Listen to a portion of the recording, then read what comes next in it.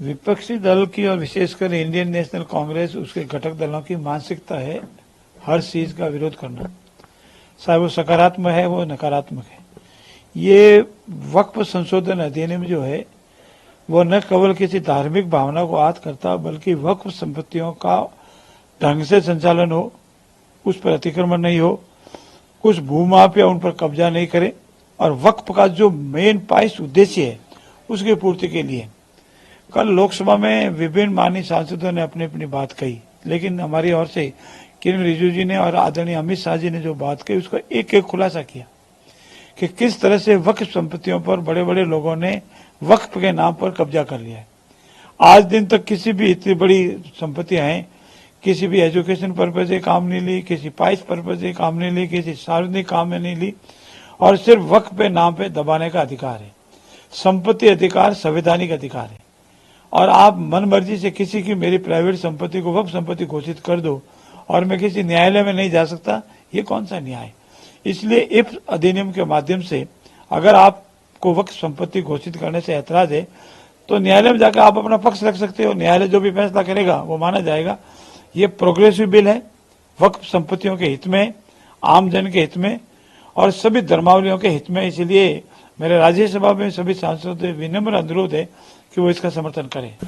भाई साहब, जिस तरह कल गोविंद सिंह डोटासरा ने प्रेस कॉन्फ्रेंस कर लगातार कई आरोप लगाए, खासतौर पर बिगड़ती कानून व्यवस्था को लेकर या जो पुनर्सीमांकन आप लोग कर रहे हैं नगरीय निकायों का, उसको लेकर आदरणीय गोविंद सिंह डोटासरा ने कभी भी सकारात्मक बात नहीं की और कांग्रेस का ये एक तरह से फैशन हो गया है कि कोई न कोई नकारात्मक बात करना। माननीय अशोक गहलोत जी हो, गोविंद डोटासरा हो, उनके कार्यकाल के दौरान जो उन्होंने कार्य किए अगर वो उनको झांक करके देख ले तो पता लगे। पंचायतों का पुनर्गठन हो, नगर पालिका का पुनर्गठन हो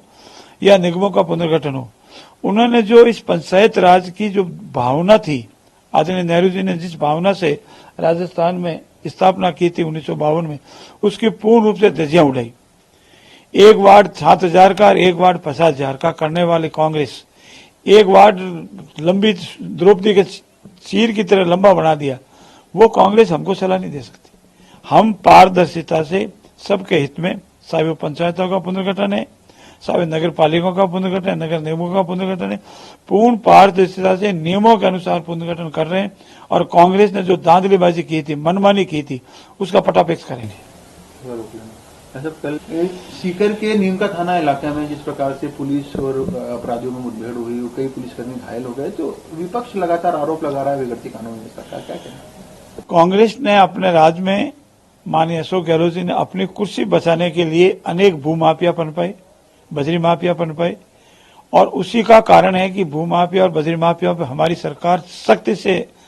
लागू कर रही है, उनको रोक रही है, तो वो तिलमिलाकर कहीं न कहीं पुलिस पर हमला करते हैं। और कांग्रेस के राज में हमेशा पुलिस पिटती थी, कोई एक्शन नहीं होता था। कल जो घटना हुई है, उस घटना के सीकर में जो घटना हुई उसका तुरंत एक्शन लिया गया, जो अपराधी है उनको पकड़ा गया, जुलूस निकाला गया और उनके विरुद्ध सख्त कार्रवाई होगी। चाहे जेल में खेल चलता हो, चाहे पुलिस पीटने का मामला हो, ये सब कांग्रेस के काल में पनपी हुई गतिविधियां हैं। हमने इस पर बहुत बड़ा अंकुश लगाया है और आने वाले थोड़े समय के अंदर इन सभी माफियाओं को समाप्त किया जाएगा, गैंगवार समाप्त होगी और अमन शांति राजस्थान में स्थापित होगी।